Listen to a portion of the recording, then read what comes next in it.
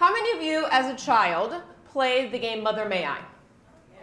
Oh good, everybody. And I don't know if you have little kids, do kids still play this game? I don't know if they do or not. But just to remind you, somebody is the mother. It's right in there with red light, green light, shark and minnows, red rover, all those things we did before we had iPads. And so you have one person who's designated as the mother, and he or she stands at one end of the driveway or the yard, and everybody else stands at the other end, and you say, "Mother, may I take 4 giant steps?" And then mother will say, "Yes, you may," or "No, but you may take 6 baby steps." And then you take your steps, right? And do you remember what kinds of steps there were? Who remembers? You have baby steps and giant steps. What other kind of steps did you take in your neighborhood? Just those 2? Okay, we had a wild neighborhood, I guess. We had a lot of other steps. Scissor steps, anybody? Scissor steps, right? You go toward mother and you have to go like this. That's mother's way of saying, yes, you can come toward me, but not too fast, right? I was reading recently about some very creative steps that you can take, Cinderella steps. Did anybody happen to take Cinderella steps? This is a really nice little princess move, right? You put your hand on your head, and I get to take one twirl toward mother. So I'm sure the boys playing the game enjoyed that one. Right. Well, the goal, as you may recall, is to be the first one to reach mother, and then you become the mother. And then, yay, you win, and you do it until the street lights come on and you all have to go home.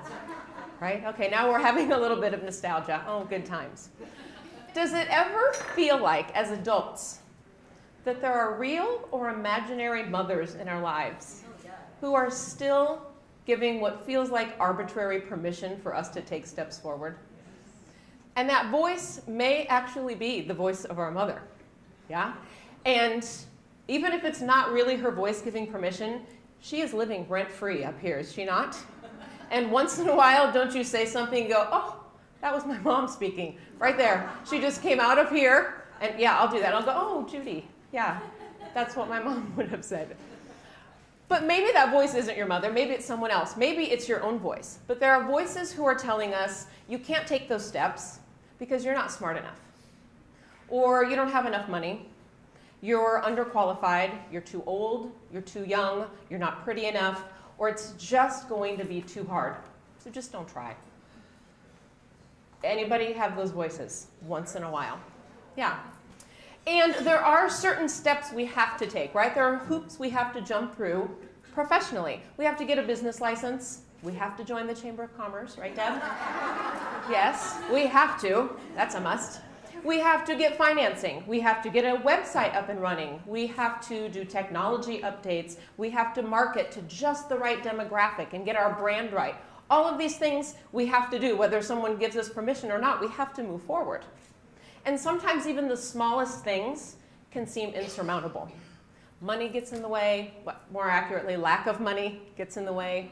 Other people get in the way. Sometimes we get in our own way. Life gets in the way. And then we just have to take one step at a time, and we figure it out. I had a friend not long ago remind me of this childhood expression, "Inch by inch, it's a cinch. Mile by mile, it takes a while." Anybody ever heard that one? I hadn't heard it before, but she said, "Oh yeah, my mom used to say that all the time as we were kids."